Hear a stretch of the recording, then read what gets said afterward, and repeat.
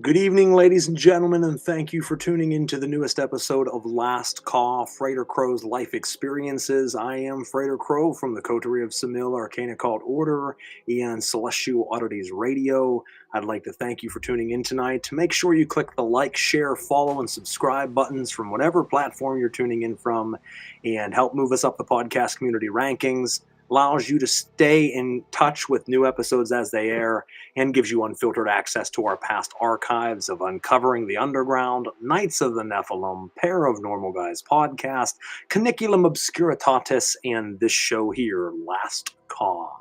Last Caw, if you're new to the show, is where I tell life experiences and stories of things that I've experienced throughout my life in an unapologetic, unfiltered, and unrelenting way. We take on your comments, your questions, we throw them up on the screen, we interact with one another, and it's a great way to spend a Thursday night kind of hanging out. I started this episode a few minutes ago on one of my other platforms and decided to shit can that and flip it over to here. More people, watch out for Last Caw. It's a fan favorite, and I have a lot more buttons available to me because it's a lot more established and set up, whereas the other one's a bare shell of things, and it just felt foreign to me this evening. So I want to go with what feels right. So hopefully you guys understand. So welcome to the show. If you're listening out there, I certainly appreciate it. Hey, Kyle, thank you for tuning in, brother. Cheers. Hey, Nocturne, how you doing there, brother? Thank you for tuning in. We appreciate you guys. If you're wondering anything or have anything to add to the subject or input into the subject during the conversation, please do not be shy. Leave a comment from wherever you're tuning in from. It will pop up. We will throw it on the screen, and we will talk about it. Tonight's episode is going to be titled The Curse of Cursing, Delusions of Grandeur. And we're going to talk about an experience that recently got shit canned or shit dropped on my doorstep about some things that I really wasn't involved with, but somehow I became involved with. And, that experience, a little bit about what goes on in the world of the occult scene and how there are a lot of delusions of grandeur out there. Magic is a very real thing, folks. Ceremonial and ritual practice can be very powerful, very life-changing, but also very dangerous. But out of every 30 people that you see that tell you that they are a ritual practitioner and occultist, you'll be lucky if one of those 30 actually is a dedicated, strict practitioner. Not someone who just lights candles, not someone who just burns incense and stares at a mirror or stares at a sigil, but actually does ritual practice and has knowledge in what they're doing, and not doing self-masturbatory acts of ego stroking and delusions of grandeur, because that's a lot of what the occult scene is. And I've talked about it many times in the past. We'll talk about it many times in the future, because it's an ever-present problem that we will always have to face. Some of us live this life. Some of us actually do this. And many people pretend to. And the problem is sometimes these people that pretend to, they have this very niche lane that they should stay in. The con artist lane. The lane of fuckery that's over here. You should stay there. But when you decide to cross your bounds, your lines that you're allowed to stay in by the real folks out there that do that, and you start to touch into our territory and start to cause problems or rifts here, then sometimes that needs to be called out. Now, I'll be somewhat civil this evening, and I won't be saying any names, but we will tell of a situation that has recently happened and see what you guys think about it. So stick around, tune in. I'm going to have a drink real quick, let a couple people jump into the show. Already we have way more people jumping in. I know you guys see 3 up there, but there's about 25 on my dashboard from across all my platforms. So give it a few more minutes to get a little higher than that, and we'll go ahead and get this shit started.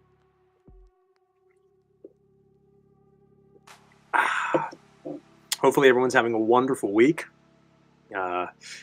As I was saying when I started the other platform, it's been a long but short week, and I know that doesn't make any sense, but it's been packed with a lot of things. It's been tiring. It has been trying, but it's also gone by so quick that I'm like, oh shit, tomorrow is Friday, and thank God it's Friday because I'm ready for it.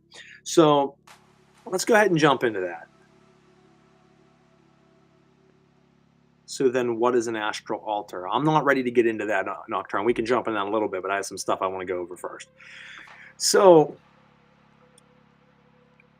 there was a situation that happened, and let me jump back a little ways. About a year or so ago, I was approached from a man and a woman who ran a group page on Facebook. I never had heard of the group. I never had heard of either of the two individuals. Never come across them. Excuse me. She approached me first and said, me and my partner, and at first I thought she meant like partner as in romantic partner. I come to find out like many weeks later that was not the case. I didn't know this because I didn't know of them or their lives. She says, me and my partner are very interested in having you be a part of our group page and drop your insight. We're fans of your work. We love what you do, and we would love you to teach the students that we have within this group. I told her I can't guarantee how much time I can devote to that, but I would be glad to, from time to time drop in and drop a little pieces of knowledge, some breadcrumbs, and agreed to that. I've had hundreds of people ask me this over the years, and a lot of times if I can, I try to, although it gets to be so many groups that you can't, and then you have to go on a fucking hacking spree and just delete a bunch of them. And these days, I don't really belong to more than like 4 or 5 groups total. Now, with that being said, I started interacting with this group, talked to her partner, who, when I say partner, was her co-group operator. They weren't romantically involved. Like I said, I didn't come to find this out for a long time. And he, I'm a big fan of your work, brother, tooting me up. Oh, fuck yeah, I love what you do, blah, blah, blah. So, okay, cool, man. That's great. I'm glad you like what I do. I'm glad it resonates, right? We only ever had 3 total conversations, but 2 initial conversations, each time maybe 5-10 minutes at absolute most. And I'm being generous in saying that. And that was really about it. And he asked me if I'd be interested in being a guest on a brand new podcast that he was deciding to launch. Now, what's funny is for you guys out there, I run multiple podcasts. I've interviewed hundreds of guests. I've interviewed some of the most, famous occultists on the planet, lots of different bands and artists and people in the paranormal. His show was kind of like a knockoff Wish brand of my show. But I don't think it lasted more than a few episodes as far as I know. Maybe it's still going. I just don't know about it because I don't give a shit. But I was a guest on his show. I don't know why, because normally I would want the show to be a little bit more established for me to come on and give a lot of truth. But hey, the guy's being really nice. He invited me into his group. They're showing a lot of love. I'll give him a solid, right? So talked to him 2 times, like I said, and then we did this interview. The interview was me talking most of the time, giving a lot of breadcrumbs of knowledge and him kind of nodding his head and agreeing and shit. And that was really it. We finished the interview and, other than a couple interactings with posts and comments and things, that I didn't really talk to the guy for a while. And then I start seeing videos up of him being real paranoid in that group. I know someone's cursing me. I know that someone in this group is cursing me and my family. I can feel it. And when I see that, I'm just like, okay, man, that's kind of weird, but whatever. And like, hey, salute to you. Hope you figure it out, right? I think I even left a comment during that video. Hey, man, I hope you get this figured out for yourself, just to try to be nice, right? Come to find out that he thinks I'm the one that's cursing him. Now, what's weird to me is I don't know why I would give up the amount of time, energy, and focus that it takes to do actual curse work on a guy that I don't know or have any qualms with whatsoever. And like I said, there's real practitioners out there. If I'm going to do curse work on you, I'm going to spend a month or more hitting you round after round after round after round in a multitude of different ways silently, and the whole world won't know a thing about it. It will be effective, it will strike, and it has in the past on the rare chances that I do that type of baneful work, which is very, very rare. I don't find the need. When you have the power to crush a human like a bug, it's very rare that you ever need to enact that power because of the maturity and responsibility that comes with such power. You no longer get iffed by the small things in life.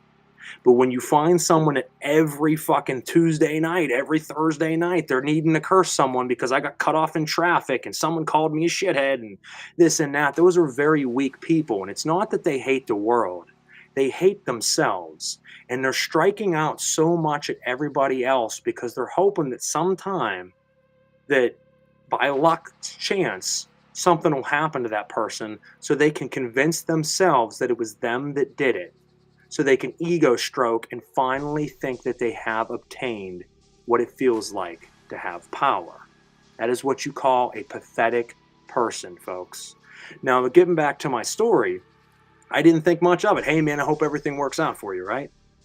The next thing I know, I get messaged from the girl who originally approached me about joining this group and tells me he kicked her out of the group, convinced all her followers, and it was, I guess, originally her group to begin with. She let this guy in, partnered with him, started teaching people occultism, whatever, and then invited me in later on.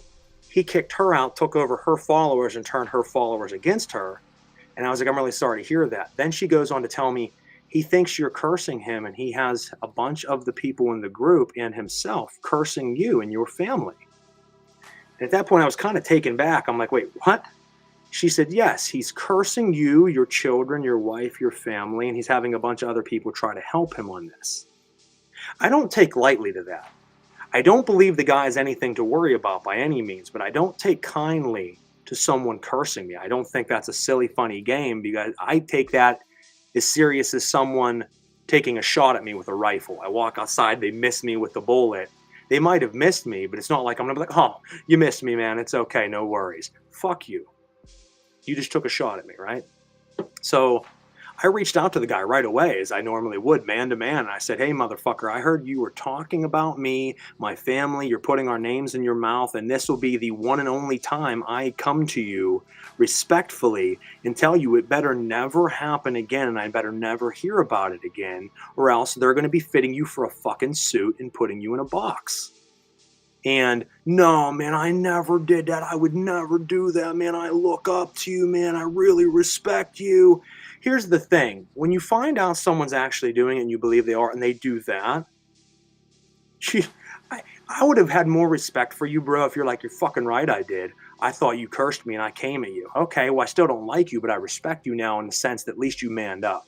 But when you fold like a fucking lawn chair and you're like, no, man, I like you. You're my hero. And then I know that you are actually sending curse work at me. It makes me think you're a fucking twat. So with that being said, I said that to him. He told me he wasn't doing anything. I says, this will be the last time we ever talk. Don't ever fucking bring me up again. Don't ever reach out to me. Deleted the guy, blocked the guy, vanished, went on with my life. He never was a part of my life other than a matter of 15 minutes of chatting online and an hour on a radio show that no one ever heard. And then all of a sudden that popped up, right? So I vanished. No big deal. And then 2 days ago, I get added from some chick on the internet. And within 2 minutes of adding me, she hearted and left comments on like 7 of my posts, which is fucking strange behavior too. Boom, add you. Boom, boom, boom, boom, boom, boom, boom, boom, boom, hearts. Boom, boom, boom, boom, boom, boom, boom, comments. All weird shit. Like the first comment was, God was actually a Mormon. What? God was a Mormon? God wasn't any religion, you fucking idiot. God would be God. God would be the ineffable name, the unimaginable element of source. You can't restrain God by giving it a title, a shape, or an image because it is outside everything. Anything that could contain it would have to be outside of it, and that really breaks the laws of God itself. So that was just a weird thing to say, and a couple of comments, I'm like, yeah, it doesn't make sense, blah, blah, blah. As I'm going through them, I come to a comment that says, I got to be honest with you, I am a student or was a student of so-and-so, and I have been trying to curse you along with many other people. Please add me. And I sat there kind of dumbfounded. I'm like, you literally messaged me and said, hey, I was trying to attempt to kill you through astral magic. Add me. Let's be friends. And I told her, like, yeah, I'm good. I would never add someone that just told me they were purposely trying to fucking curse me that don't even know me. Never came across you before.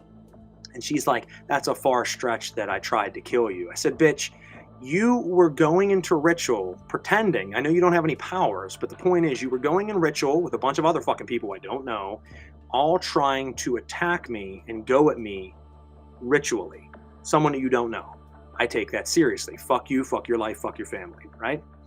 Now,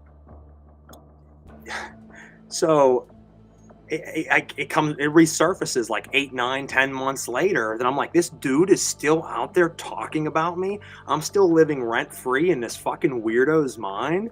Like, bro, I never had anything to do with you. I never tried to curse you because I never gave enough of a fuck about you to want to do that. And then the fact that you were paranoid and thought that to begin with is fucking sketchy to me. Like, that's strange. And the fact that a year later you're still talking about me and you're gathering up other weirdos and you're all trying to do some type of ritual work against me is strange. So a friend of mine sent me a TikTok. I watched this dude. I come to find out that the girl that reached out to me, who was cursing me with him and these other people, is now on his target list. And there's TikTok videos of him pretending to curse her. And she's coming to me. I said, so let me get this straight. You are now trying to friend and seek the refuge of a man that you tried to curse. That's fucking strange, bizarre behavior. I made fun of her for a little bit. I hate to say her because she's a thou, them, thou art. I think her page says they, them, fucking whatever. And, you know, they're trying to be my friend. Like I said, not having it.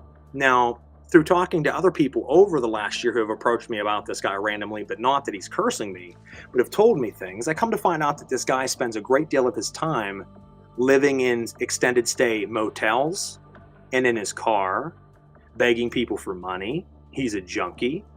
His partner's a junkie from what I've heard. Now, I can't verify any of these things 100%, but it really makes sense because I always thought the guy kind of looked sickly and junkie-ish. He always was throwing up ritual services 30 times a day. I'll give you tarot readings. I'll give you sorcery packets. I'll do a life reading, an astral reading, a birth chart reading. It was so many services that I'm like, how do you offer like 45 different magical services, man? That's weird. Like, you think you'd be like a specialist of 5 things if you're actually a specialist, right? I never believed he was a specialist in anything because the way he talks, like a lot of other people who approach me.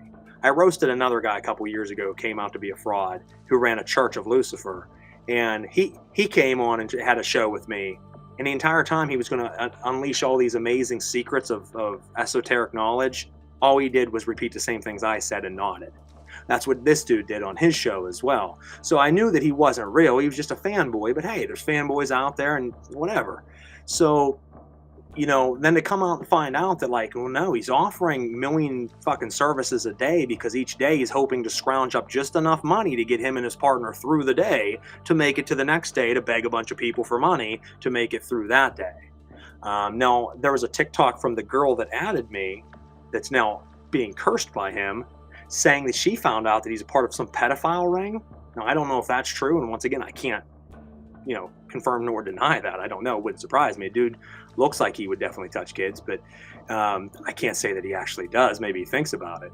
But, you know, this is what's been dropped on my doorstep this last couple of days, is this fucking no-name weirdo is spending the last greater part of a year trying to curse me. Now, when I say curse, folks, I say the curse of cursing because this dude, even back then, was constantly talking about cursing people and doing curse work. And then he was cursing me. The girl in the group that he kicked out that originally reached out to me said that he was cursing her and her kids. 3 other women came to me and approached me, if you include this new chick thing that came to me a couple days ago, and said that he's, you know, cursing them now. But he goes as far as cursing people's children. And what I found out this guy does is he adds a lot of slower people. And I'm not saying everybody, but I'm saying he adds people. When I say slow, I don't mean retarded. I mean, he adds people that are kind of naive, they're kind of new to magic, or they just don't know a whole lot. In some cases, they actually are slow. And he makes them believe he's a wizard or a warrior or a sorcerer of some sort. And then he tries to get them to buy services off of them. Or he'll tell them, you have an attachment on you, or someone is cursing you, and I stopped it for you. Therefore, you owe me money. And if you don't pay me the money for helping you, then I will curse and I will kill your family. He goes as far as to say, I will curse your kids so that they die in a car wreck. It's what he said to some of these other women, which is the most disgusting and fucked up thing I've ever heard. That this dude is strong-arming naive people to pay him so that he can get his fucking fix and fucking, you know. And then what you'll find out about these people, and I want to talk a little bit about that. Let me read some of these comments. There's a shit ton of them.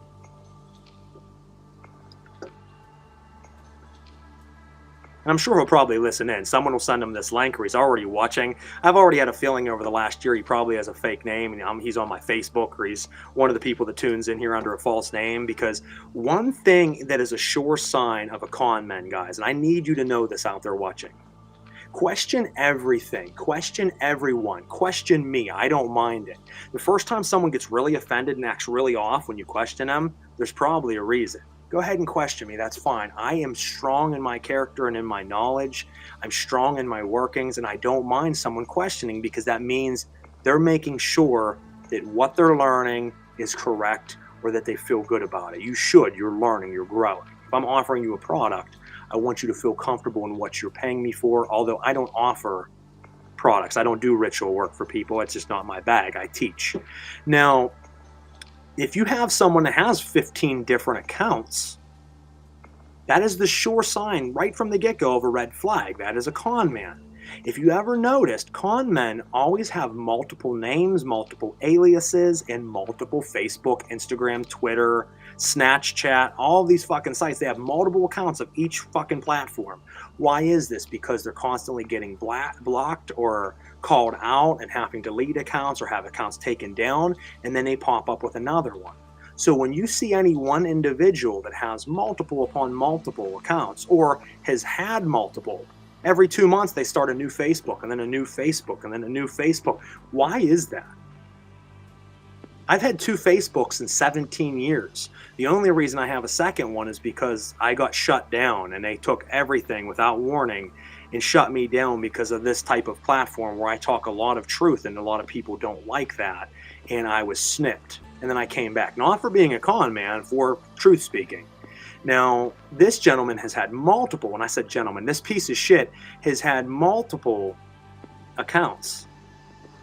The second thing is, when people are offering things left and right and it seems like they're in need of money, the chances are they're probably in need of money.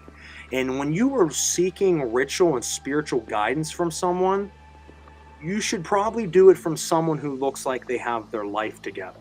So let me turn this music down just a smidge. Let's talk about this. Let's talk about the different levels of a human being. Now, it doesn't mean that everyone's going to be absolutely strong in every one of these areas, but it means that you should normally be strong in at least a few of them, if not all of these areas. Now, before we do that, let's do that. Fucking homeless junkie. That's what it seems like.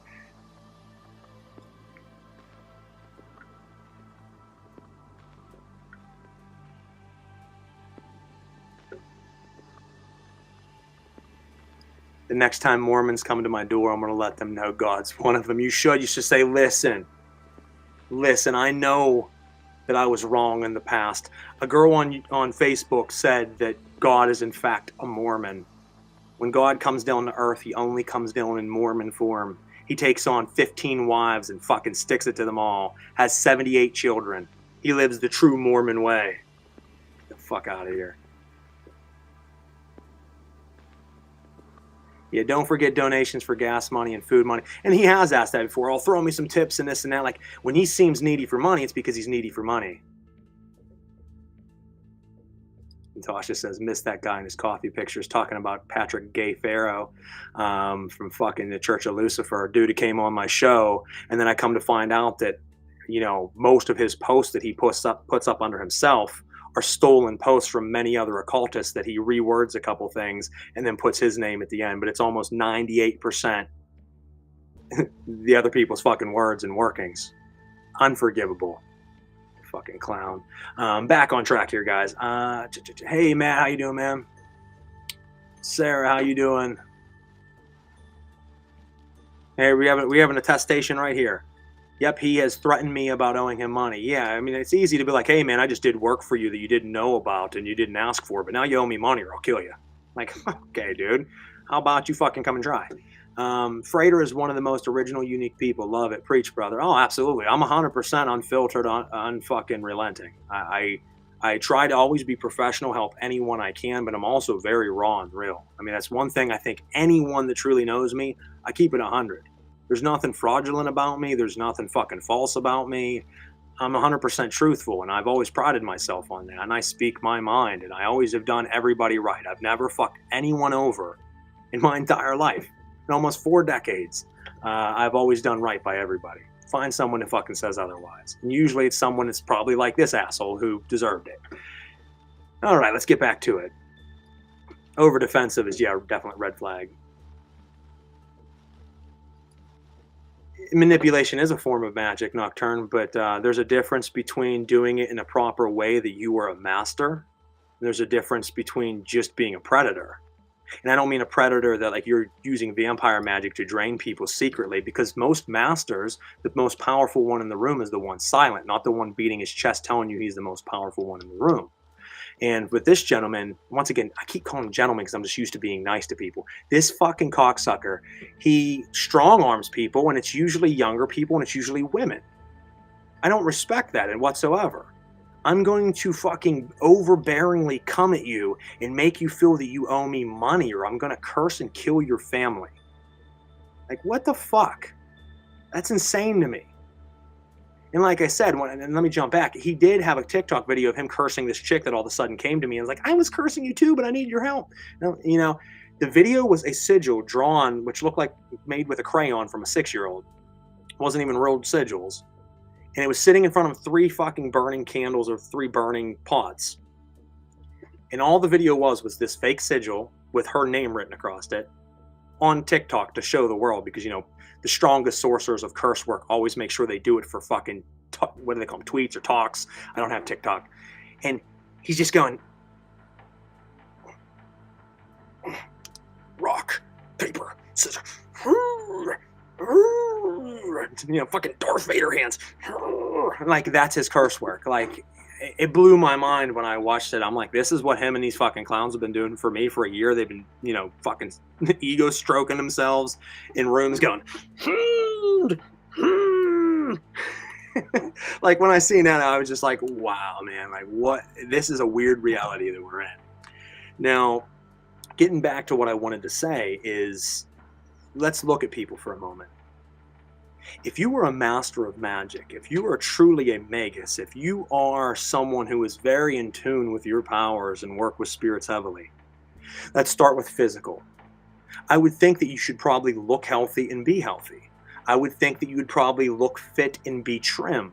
I would think that you probably are in good shape. Doesn't necessarily mean you have to be, but I would think you probably would, right? But if you look obese, sickly looking and unhealthy and slobbish, that gives you the exact opposite look of what someone who has their life together would look like. Let's move on to emotional. Someone that is well balanced, and even when he is being intense, he keeps it calm, he keeps equilibrium, he is able to balance out his emotions and has his shit together. You would think he probably, you know, is good at what he does. But if the person's always and all over the place, and all people are cursing me, and I'm getting angry, and I'm going to kill your family, and all shit, that's very unstable, unbalanced. That means you don't have your life mastered whatsoever. Let's go to intellectually. You would think they would be well spoken, can talk very intelligently, can answer questions and flow in any conversation with any type of person from any background fluidly. They talk with a cadence. They give off an energy to themselves. You feel that. Not someone who has a hard time putting sentences together, that can't fucking get a proper conversation through. Then you think, okay, he's probably not mastered in his life. Now let's go to spiritually. There's an essence people give off that naturally is picked up by others, whether you are in person when you certainly feel that, or even through something like a video representation of a podcast. You pick up energies from people if you have worked yourself to be in tune enough to pick up those subtle bodies. There's an energy and cadence that's given off. And if you pay attention to it, you'll know what kind of person you're dealing with. And you know when you feel that, like, oh shit, this person's got some power behind them. And then there's also the feeling of cringe when you watch someone, you're like, oh man, I don't know, this guy gives me a bad fucking feeling. And like, I feel dirty when I'm around him. Like, I need to take a shower. And like, I don't know, I just feel like this dude's fucking dumpster water in human form. The person's probably not a master. Now, when they're all of those things, and somehow they're still able to trick all these people that they're something special, that's fucking alarming, because that's not only sad on his part that he's able to get away with it, it's sad that so many people are that gullible and naive to jump in. And it's not just him. There's a lot of charlatans and con men out there that take advantage of a lot of people in the magical industry. Simony, selling magic for money in the Bible, it's called simony, after Simon Magus. It was a major sin. Now, there's nothing wrong if you're diligent and proper in what you do, that you make money for your time and effort. Absolutely. A lot of people who are very competent in what they do should. But there's also a lot of people that take advantage of that. Pay me $300, I'll do ritual work for you. They take a picture of some setup that they made on their altar that looks real cool. It looks gorgeous. But let's face it, folks, most ritual work isn't this beautiful, amazing, photographic, looks like it should be in a magazine work. It's dirty, it's filthy, it's raw. So it's easy to fool people. Now let's go to the last one, financially. Someone who has their life together should probably be sitting pretty. They have the money they need for the things in life. They're not struggling in any case. They have all the toys and gadgets that they want. They're living a nice life. If and when they need to borrow money for something, they have good those things without a worry, because once again, they pay their bills, they're on time, and they got their life together. Now, once again, as I mentioned before, it doesn't mean you're going to be all of these things together, but you should be at least 3 of the 5, if not 4 of the 5. But when you're 0 of the 5 and you're begging people for money and you're knocking on other motel doors like, I'll draw you a sigil to make your dreams come true if you give me $20, then you're a fucking bug. You are a leech on society. You are a toxin that is poisoning the waters of the world. And look into my eyes, because there is no faultiness. I'm sure you guys see it right now. There's a very stern feeling coming from those, because I'm true with what I do. And even despite these things, I have said, you know what? I have no reason to strike against this man. I'll tell his story of what has happened. I'll make aware of it. And I've yet to give his name, because if he quits and he doesn't ever pop back up in my life again, there's no reason to ruin him. But if he continues to pop up again and again, I will make an example out of him, as I've done with others in the past. And the difference, brother, if you are watching, and I call it brother, bitch, if you are watching, you had a fake radio show that no one listened to. I had a real radio show with the biggest occultists in the world. I am friends and colleagues with the biggest occultists in the world, who run some of the biggest occult groups in the world. And all I have to do is send a few messages, and your name and information of who you are as a practitioner can be plastered everywhere over the interwebs, so that there's no nook and cranny your little cockroach ass can fucking hide in. And that's an easy step to do. So once again, to strike against a man who was only ever nice to you, who'd never done anything to you, and even still is giving you the benefit of the doubt to say, stop now and I won't ruin you, I hope you'll heed my warning, because it's nothing for me to destroy you. But I don't want to, because I have no reason to. To waste that energy is useless to me. But I will. So, back off. That's all I'm going to say. Because you've done very well to be an occultist that's not really involved in the occult. None of my friends, none of my colleagues, none of my acquaintances know of you. Somehow you've tricked all these people into believing you're a real master of occultism, while only really being an occultist within your private group that you stole from someone else who kindly let you in. So there seems to be a pattern where people help you, and then you fuck them, and then you turn on them, and then you get others to turn on them so that they believe your story. So you have this nice little niche where you're hiding away from the rest of general population. But I'll rip that motherfucker right open and expose it to the world if I have to. Now let's get to the comments. Like I said, you don't want it, bro. Ask anybody who knows me. I'm one of the nicest guys you'll ever meet, but there's a whole other side that, trust me, I promise you, you don't know about. And it ain't gonna be none of this shit.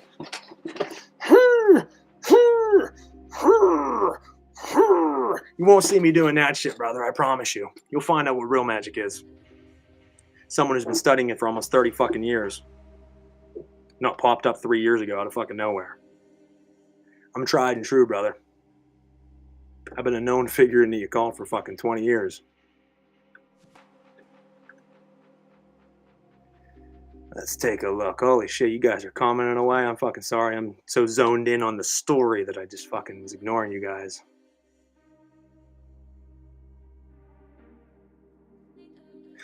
It says, hey, that Raquel chick just sent me a request to be friends just now. Yes, steer clear of that shit.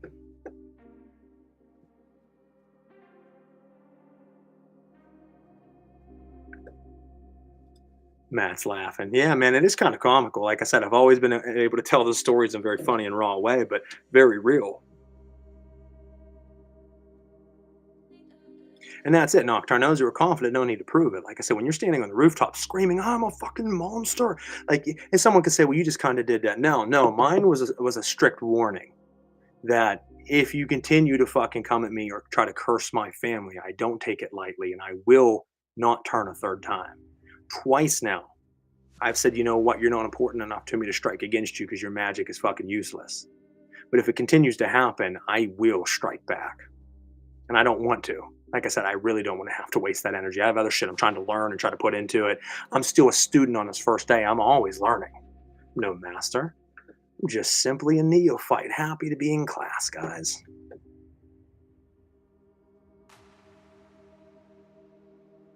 My next class is now on Star Wars hands. Yeah, we'll teach a whole fucking class. To kill your enemy, you just go, and they die. Fucking get out of here. Yeah, man, I think being fit's everything. I lift every day. Lift, cardio, stretching. It's the point. Am I the strongest motherfucker in the world? Absolutely not. Do I stay fit because your body is your temple? Yes, you should stay fit. Physically, mentally, spiritually, emotionally, intellectually, financially. Those are the 5 levels that make up a person. You should try to be as strong as you can in all 5 of those categories.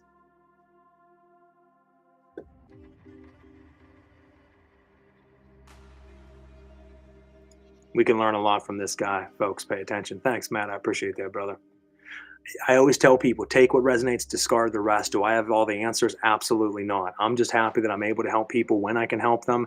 And that's what was strange is, like I said, it threw me off because this guy's like, hey, I like your work. I'm like, cool, man. I'll post in your group. Cool. You want to have me on your show? I'll come on your show. And the next thing I know, he's like, I'm trying to kill your family. And it's like, what the fuck? You know, you're cursing me. Like, no, dude, I never thought of you more than twice in my life. Why the fuck would I curse you? And that's why I said the curse of curses. And let me get to that real quick. The curse of curses is when you go on that road, that path where constantly anything goes wrong in your life or anybody that causes you a problem, you curse. The problem is it causes you to then do it more often and more often. And then you literally meet people. Like I said, I was driving to work and someone didn't put their turn signal on and they cut in front of me like 30 yards in front of me. And it wasn't even that close, but still was enough to piss me off. And yeah, I went home and I cursed him. Fucking right, I did. Yeah, he cut me off, man. Like, if you do that, that shit kills you. That shit doesn't go and affect that person who supposedly cut you off in traffic. What it does is it plants an astral field of toxins around you that causes you to do it again sooner and then sooner and for more and more meaningless things, and to the point where you're cursing everyone for everything, and it builds this toxic cloud around you and poisons you to where you go insane. And when you look at people, you can usually see it. Now, one thing I want to mention, there's a very famous occultist who's a nut job and went crazy a few years ago, and there was a lot of shit going on around him in the occult scene. And you notice he used to be a lot better looking, and then his face fucking blew up, and he started looking real sickly and looked like you could see attachments on this guy. As you looked at him, you're like, oh, there's parasites all over this guy. And this is a so-called master of magic who's very famous, a different guy than who I'm talking about tonight. Well, the guy that I'm talking about tonight looks the very same. Bloated, sickly looking. His face, you can see it in it. It looks like there's astral parasites all over him. And it's like, for a master of magic, wouldn't one of the first things you learn to do would be to have a daily cleansing routine to keep spirits off of you, to ground, to center, to banish away and neutralize energies. That is 101, folks. That's the first step you learn, is to cleanse and banish away, to center and ground before working with energies, or all you're doing is stirring a pot with more and more chemicals in it until eventually it fucking blows up in your face. And these people usually look a certain way. They look sick because astrally they are sick. And that's another way you can spot someone. This guy isn't what he says he is. He's saying he's a fucking absolute wizard, but he doesn't look too good. The indoctrinated minds of the weak are easy prey for the wolves. Yeah, this dude's he's killing himself slowly. And if he is a junkie, like other people said, and he's just using this as a way to get money for fixes, you got to understand, folks, when you abuse spirits, and that's the case for this other really famous guy that I would just mention briefly a moment ago. When you're not doing the work and you're using them to make a name off of them, and when you're using them to become rich and you don't do the work, they will seep into your life in every possible way and derail you and fuck your shit up. That's how it works. You're abusing and using the spirits, and they're not limited to the physical vessel. So where you can try to escape them by going to another room, to another house, to another town, to another state, to another country, they are right there. Because the astral is on and over top of our world. They can be anywhere they would like to be. There is no escape. You are limited. They are unlimited. It's just silly to me when people do that. Exactly, not picture perfect. There's a reason it's called picture perfect. Rituals equals messy, dirty ritual work, and that's it. Like I said, I mean, just drawing a fucking crayon drawing and having someone's name written across it. Like, if you're really trying to do, and there's nothing wrong with having pretty work, sure, like really intricate work, spending a lot of time, because if it's very beautifully visually, and I know you spent 9 hours drawing everything and making, that is a way of sacrifice. But when you draw something real sloppy and it looks like it took you all but 6 seconds to do it, and then you're showing all your TikTok friends, you're doing it for likes, clicks, and buzz, because it's a way of fooling people, more fools, into believing you to try to make more junkie money. And it's only a matter of time before you get one of those bad batches and you stick that shit in and then you're fucking gone from this world, bro. Gone.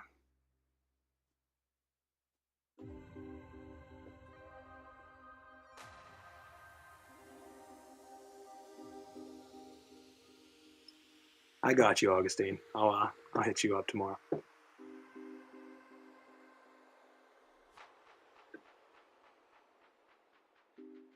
I missed what you're saying to this one. I'm sure it fit in somewhere along the way, but there's so many comments.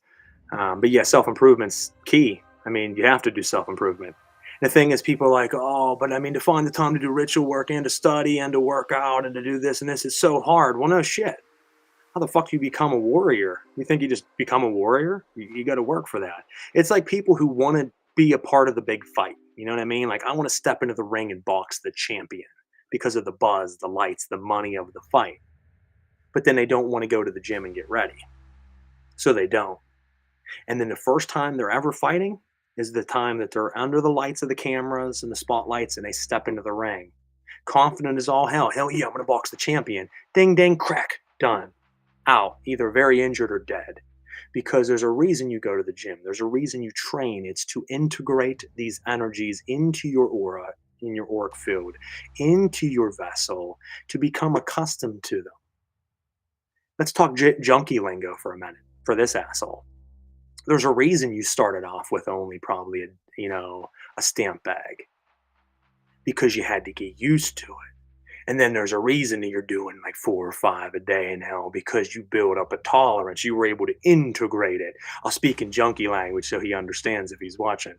But it's the same thing for magic. You get in and you integrate slowly until you get more and more powerful, and you can handle denser and denser energies and darker and more powerful energies to use in ritual. You can't just fucking summon the biggest spirit out there and no fucking practice, brother. That's when you become a junkie who's online fucking ripping people off for money.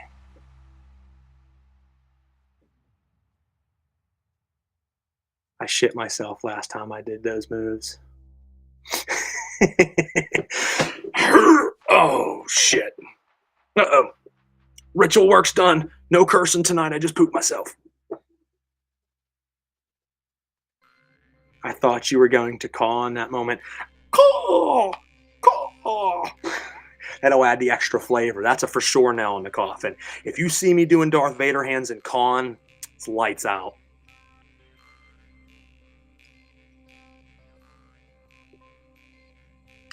Thanks, Matt. I appreciate it once again. Nocturne said, I agree with Matt. I'm taking notes. The astral field of toxins you mentioned.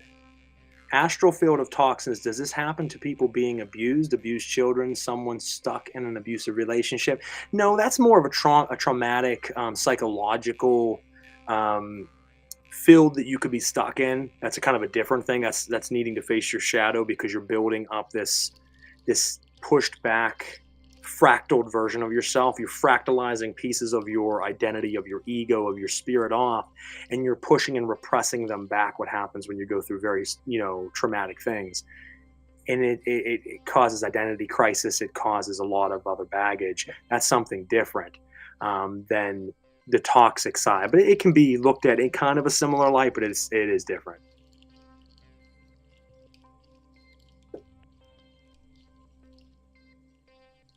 Let's see. And the more people they fool, the more energy they siphon from them and more delusional they become. And that is a real thing too. The more people that start to follow them, like, and thank you, Natasha, because that's perfect segue into the second part. What time are we at here? 10 o'clock. I'll stick around for a little bit longer. So we already talked about how cursing is a curse, the cursing of curses, because as you start to curse and you're not doing it properly and you're playing games with yourself and then you're really trying to make yourself feel like you're a badass. I'm the man, and you keep doing more and more and more and more and more and more, just end up in this endless circle of fuckery. But then it leads to the delusions of grandeur, because that's when something happens to someone unrelated to you. Like you did a curse on them 3 months ago and they stubbed their toe on a bed frame and they put a picture of it up online. I broke my toe or I stubbed it real bad. I'm in pain. And you're like, I got him. It was me. I did that to him. Oh, he got fired from his job. That was me. I got him fired for his job. Not because he skipped 10 days of work because he's fucking incompetent, but it was me. I'm the one that got him fired. There's that delusions of grandeur where you start to make things that are unrelated to you related to you as an ego stroke. Now, if you do a ritual tonight and 2 days later, he's just wiped off the face of the earth and it's in the most peculiar of circumstances, then you might be able to say, holy shit, that was me. But you got people that'll do a ritual a year ago and a year later something happens to them completely fucking unrelated and they're like, I know that was me. Okay, bro. And the more people that follow these type of people and stroke them, the more mightier they get, the more that they try to roar like a lion and walk around beating their chest and they're fucking badass, right? Until they walk into the lion's den with real lions and we're not buying their $5 fiver fucking suit that they're wearing. I've been in this field for 20 years. Met Frater less than a year ago. Our beliefs aren't exactly the same, but he showed me a lot and I respect the fuck out of him and his word. We learn or we live in stigma. Love you, bro. Thank you, Matt. I appreciate that, man. You flatter me too much. Energy vampire, and they are Nocturne, but there's a thing. There's energy vampires that are assassins, that are the guy who you would never, guy or girl, I'm not being sexist here, that you would never expect. They have everything together. They're the nicest people in the world. And meanwhile, while they're sitting next to you, they're draining you dry because they're fucking samurai. And then you have these people that are just more like astral parasites. They're not vampires, they're parasites. You have to separate the two, and there needs to be that distinction. Astral parasites, astral vampires. Now, most of the time when you say astral parasites, you're thinking about entities. But no, there's human astral parasites, energy parasites. So energy parasites, energy vampires. Someone who trains to be a master and siphon and use it as a weapon. Someone who just leeches off of anyone and everything that they can to just continue to survive because they're a fucking parasite, like a leech in a pond. You gotta rip them fuckers off, burn their heads off, cast them into the fire. Nocturne, listen, you talk about trauma a lot. Yes, that's true. You don't need to apologize. Obviously, I can tell by the questions and things you've said before that you've gone through a lot of trauma. A lot of us have in different ways, some to greater degrees than others, and it's okay, man. But you have to face that. You have to overcome that in a way, and it's never easy. It's a constant journey, and it's something to continue to work at, and you'll get there, brother.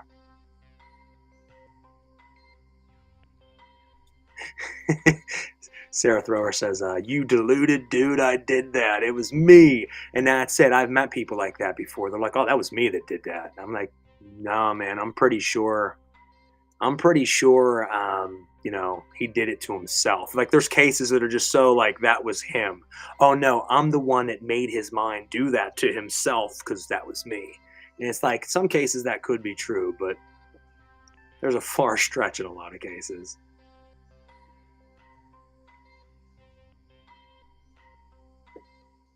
Definitely going to watch this later. I'm at work at the moment, but wanted to pop in and say hello. Well, hello, love. Thank you for tuning in. I always appreciate your support. Definitely tune back. It's a good one. Drained dry. Yeah, exactly. I think, and here's just a funny side note. I think if I let this guy drain me dry in a completely different way, he probably would.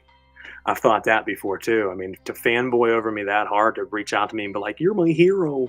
Come be a part of my group. Will you be on my show? One of my first guests? Awesome. Someone's cursing me. I think it's you. I'm going to get people to curse at you. I'm probably still secretly watching you behind the scenes as a different name. I'm probably watching tonight." Like, I bet if I fucking whipped that shit out, he would get down and have a sore jaw. And not because I'm giving him any, because I would kick him in the fucking face, because I think he probably would get down and be like,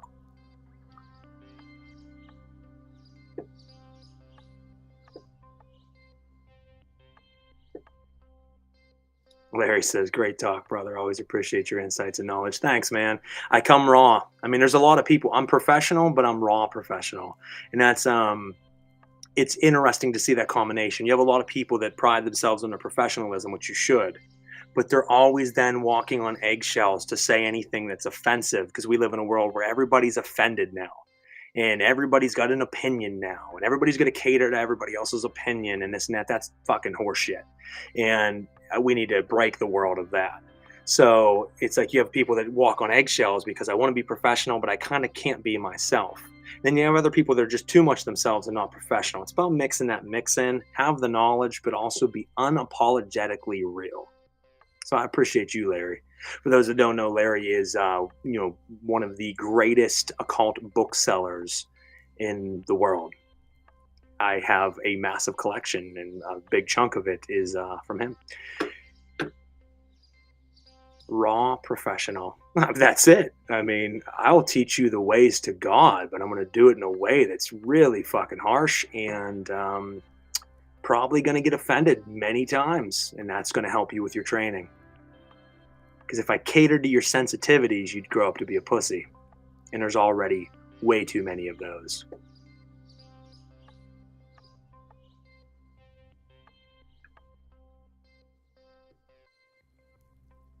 Cursed. Matt's laughing. Paul's laughing. If trauma is energy stuck in a victim's body, can the victim throw that energy back at the abusers as a form of curse, also relieving themselves in the process? Absolutely. First and foremost, you need to cleanse yourself of it and cut the roots off so it's no longer attached to you and get over that. It has to be a healing process because you're wounded and you can't strike heavily at that assailant if you're wounded because you're weak and you only hurt yourself. But once you get strong and you are full and you are ready to strike, you can reach back in and remember those memories of what has happened to you and use that as fire and fuel to strike. But don't strike until you have healed some major fucking trauma and shadow work, because you have a festering wound and you don't go to battle when you're fucking split open. You're gonna die. If you want to die, then sure. But I mean, if you're trying to win, you might want to stay back and heal. That's why you shouldn't do ritual when you're sick either. Like if you're feeling very ill and got a fever and shit, Don't just do ritual because you're like, oh, but I really want to stay disciplined. No, you wait till you're at full force or at least 90%. Don't go into ritual ill because these adverse forces, especially if you're working with caloric forces or chthonic workings or beings, they will a lot of times, if you're really tapped in, you'll get sick from them. So if you're already sick, that's really, really not a good thing.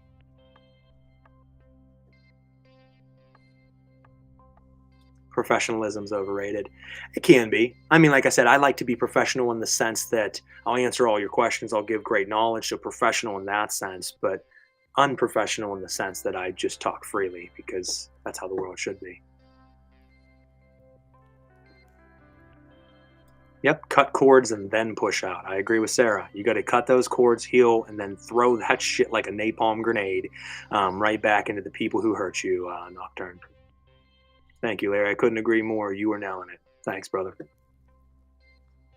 Well, guys, anybody else has anything else to say? I'll stick around for a few minutes. That was the main talk tonight. What I wanted to put out there. I'll have a little bit of my drink here. Feel free to drop some comments.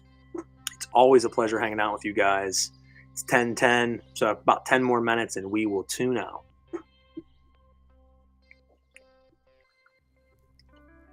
God damn, that tastes good. I don't drink that often. You guys see me drinking every fucking show, and you're probably like, man, this guy's an alcoholic. That's the only time I drink.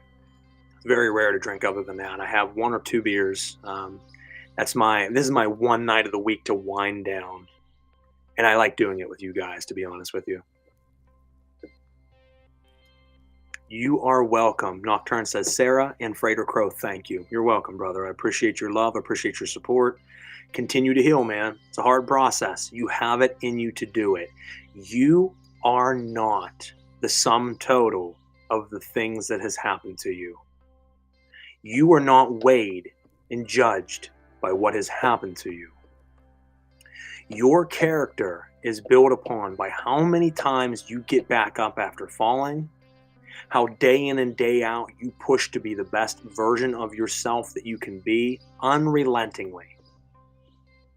You don't let your own weakness be what brings you down, and you don't let others bring you down. You continue day in and day out to be disciplined with your practice and continue to push forward. And that is how your character will be judged in the end.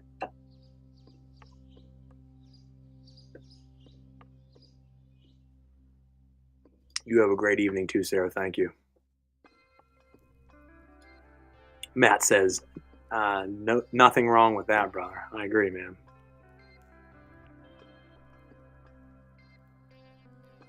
That's a good question. Hold on. Hey, Brittany, how you doing? Much love, sister.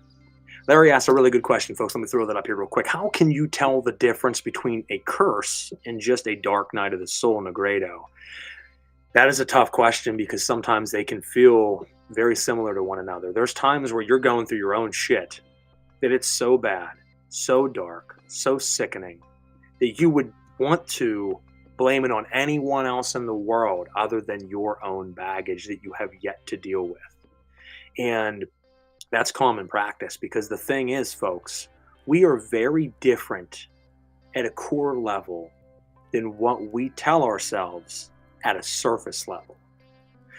We build these characters. You have to remember we're endless spirit that has existed since the beginning of time, forever, and will exist forever in some capacity or not, or some capacity or another, excuse me. And we have lived many lives, many personalities, many egos, many bodies. And each time we come back, we're wiped clean in a sense, not fully, but heavily.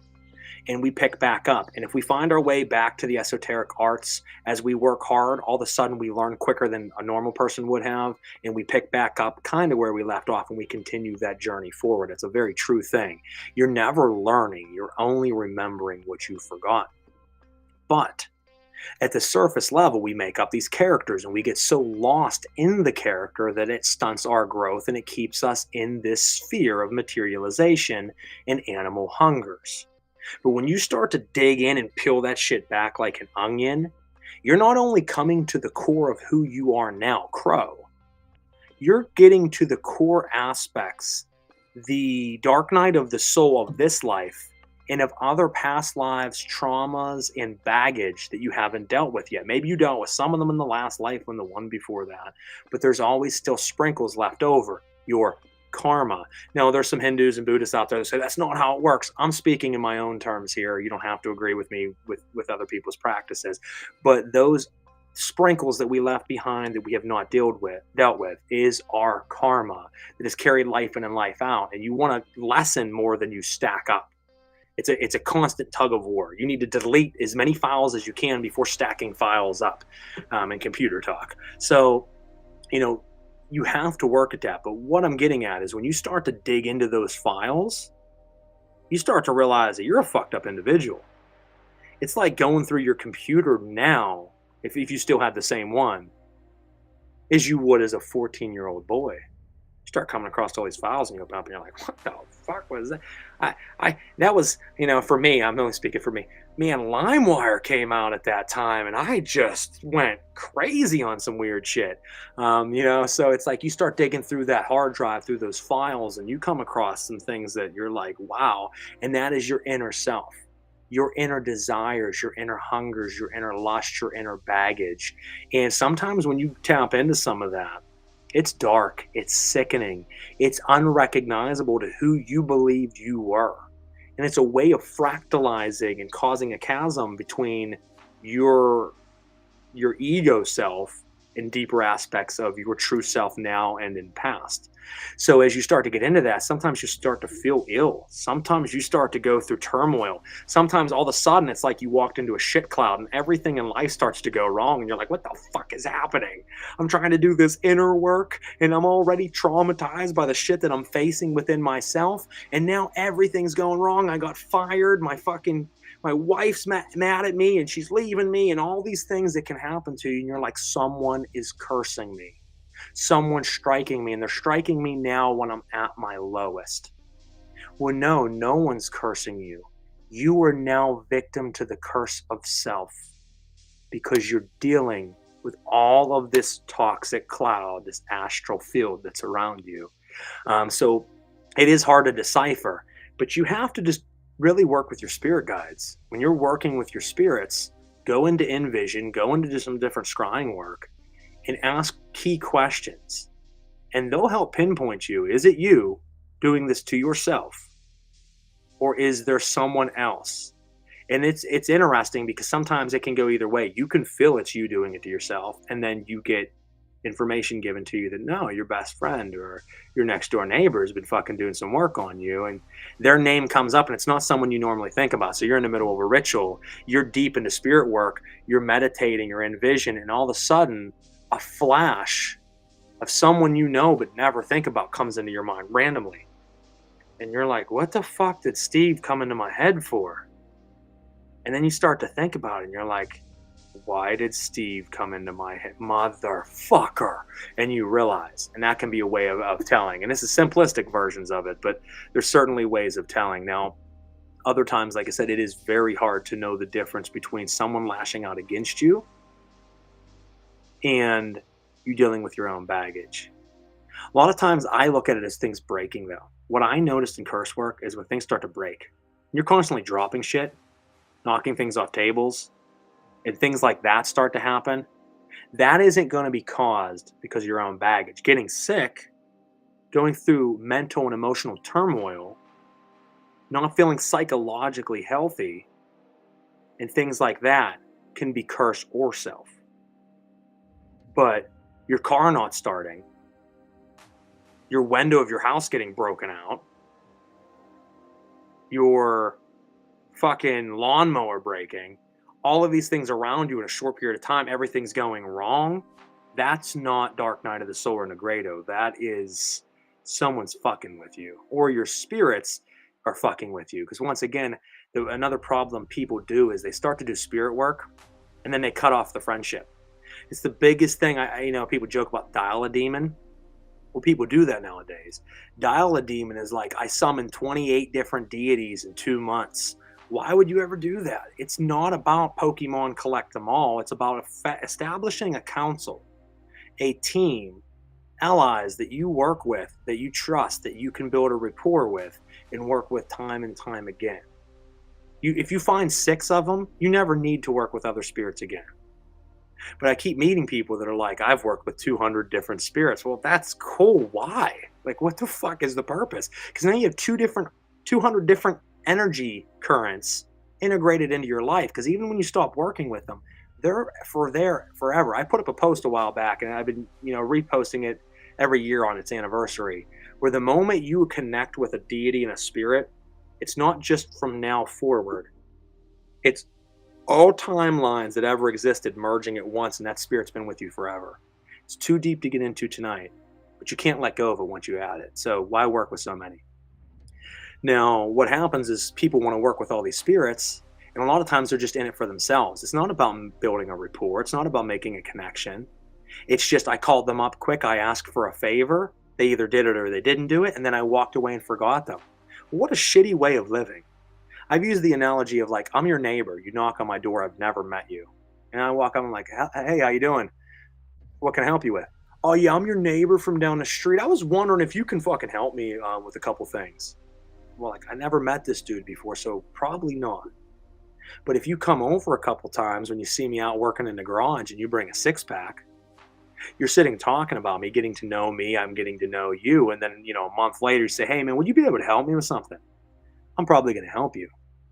But when you're constantly going to every neighbor on the block, knocking on the door, first time you ever talk to them and you're asking for favors, pretty much the entire block is going to get the idea of fuck this guy. And that's what people do with spirits. They treat it that way. Your first time calling a spirit should not be for help.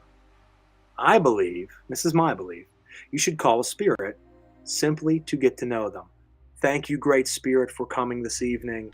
I give you offerings. I give you sustenance. I give you liquid libation. I simply wish to be in your presence and commune with you. And then do that. Do that a couple of times. Call them sometimes and simply ask nothing and just give them a meal as an offering and then close the ritual after a little while. You do that a handful of times, you build up a rapport with the spirit, and then you can start to become friends. It's just like a relationship with a human being. Don't make the mistake of calling them your friends. I'm not saying you're friends. I'm saying that you're an ally. You're an acquaintance that you build rapport with. They are not your fucking friends. They're not your lovers. They're not your wife. They're not your husband. They're not your brother. They're not your sister. That's some other weird shit that people get into in the occult. They're like, oh, well, the Baphomet or Beelzebub or Belphegor is my lover. It's like, you're delusional. You're insane. You need psychiatric help. It goes with the post that I put on my cults page, the Coterie of Samil today. There's a fine line between delusion and discernment. There's a rocky road between between madness and magic mastery. Go check it out, guys, because that's a lot of times that happens. People start to get this idea like of weird shit. I have a sexual congress with Paimon. It's like, I really doubt you do. You've probably never actually summoned them properly.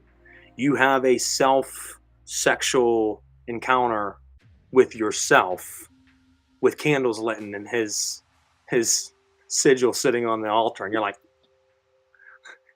Paimon came down and pleasured me. No, it was you. He was never there. Love your shows. Can't wait to get out. Gotta head out, man. Have a great weekend, homie. Don't ever stop doing what you're doing. This field needs it. Thank you, brother. I won't. I'll always be me 100. I don't know how to be anything else. Delete the files. Free me. Exactly. Happy full moon. You too, Nocturne. Brittany says, fuck yeah, LimeWire. We can talk about diseases. LimeWire right there is fucking...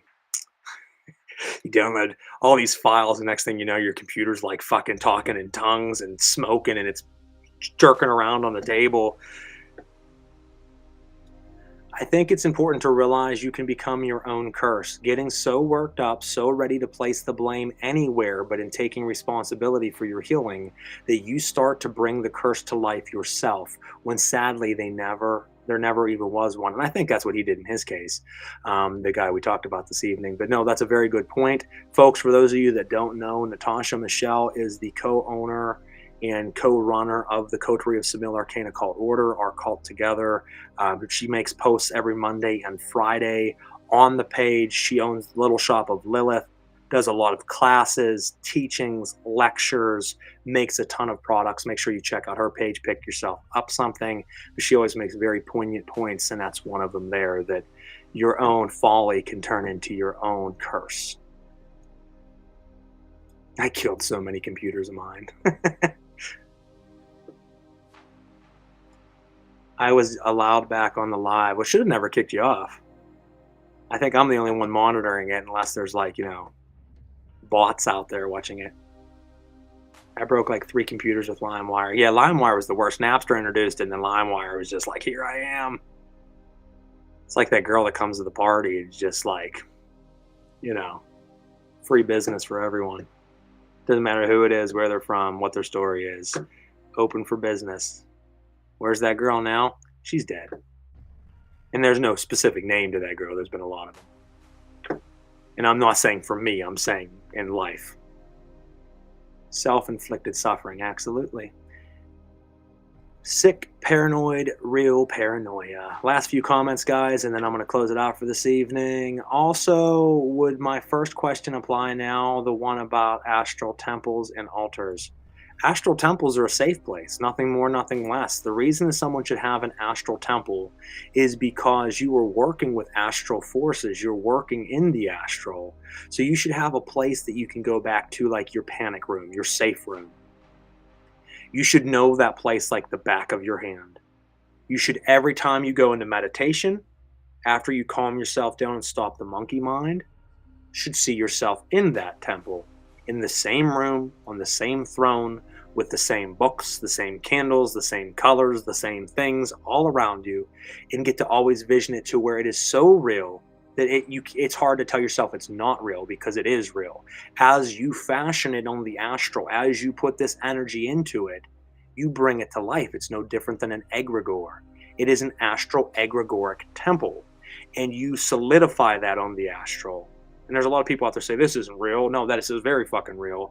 And you continue to do that and build that up as your safe haven, a place that nothing can get to you, nothing can affect you. It is your safe zone.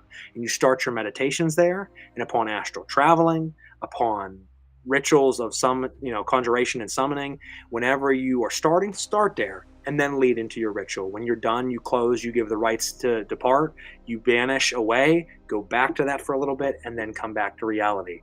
It is a kind of a doorway in and a doorway out of your workings in your safe zone. Simply put, there's other reasons you can use it, but that's one of them. Absolutely, Larry. I'm glad I could help. There's a lot more that can be said. I just try to, answer the best I can on the spot, especially trying to keep up with all these fucking comments. City Blisterfuck. I missed what that one was too. Absolutely. Yeah, absolutely, Matt. Appreciate it. I refer to you with terms of endearment to send loving and positive energy to express my appreciation for you and all you do. Thank you, guys. I'm glad it resonates with so many of you. And here's the thing. I hope that I resonate with all of you, because when you hear it, it actually strikes a chord. That you actually feel the spiritual energies behind it that I've used throughout this entire life to build myself from. Because I do a lot of ritual work. I live this life.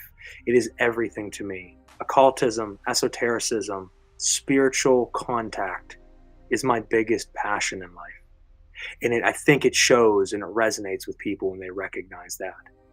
But it really strikes a chord when you see people who are false, who lie, and who make up things to seep into the scene. And they take advantage of people. They charge them astronomical amounts of money. They put fear into them. They make them doubt their work. Or find someone that would have been a great occult student, but because of the bad experience that they had with the wrong teacher, they never go back to it again. And their entire life is different now than what it could have been if they had the right teacher, the right direction pointed. And that type of thing strikes a chord. Really strikes a chord when you try to help someone that maybe he's just lost a little bit and you want to give him some help. And then that fucking person bites the hand that tried to help them or feed them, and then continues to do so. And then all these other things about them, and you still try to be like, I'll be professional. It really grinds my gears, as Peter would say. All right. Do you remember I asked you if you knew anything about the name Amon? Amon would be a spirit in the Lemegeton, which is the king spirit over Ashmodai. And you would always want to call Amon first and then pledge to him to summon Asmodai and then so forth. Amon is a denigration of Amon Ra, the Egyptian god of the sun, and they turned him into Amon, the demon. So there's different deific masks of that spirit. Do you remember I asked you if you knew? Oh, I already read that. The fuck did I just click on? And I said it's no big deal. I'll figure it out. I did. Okay, you'll have to let me know. And last comment, I think, guys, and I'm going to jump out of here. It is 10:30. Yep, I'm going to finish up. I was adding to your conversation about spirits, but I am also grateful to you too. Oh, either way, man. I appreciate all you guys. I love all you guys. Hopefully, you took something from tonight. Take what resonates, discard the rest. Question everything, everyone, including me, and be diligent when you're listening to others out there, especially if something doesn't seem right, doesn't sit right. They certainly give off a bunch of different vibes and a bunch of different levels of life that this person's not fucking right. It's probably because they're not. So don't be so paranoid that you're like afraid of everybody, but also don't be so accepting that you let people into your camp, because that's a problem. When you let people into your inner circle, they can now affect your life in ways, and you have to be careful. Keep a tight circle, guys. A tight circle. Other than that, thank you so much. Let me look at my calendar real quick before I jump out. Next week, as far as I know, I will be back for another episode of Last Caw. The following week, I think it's the following week, I will be on a different podcast. Friends of mine have a show that they talk about cryptids and aliens and ghosts and things. I'll be on their show. So we'll talk about that soon. I'll give you guys the heads up so you can check it out. Other than that, Frater Crow, Celestial Oddities, and the Coterie of Samil, Arcane, Occult Order. Make sure you like those pages, share it around. Have a wonderful night. See you next week. Have a wonderful and safe weekend and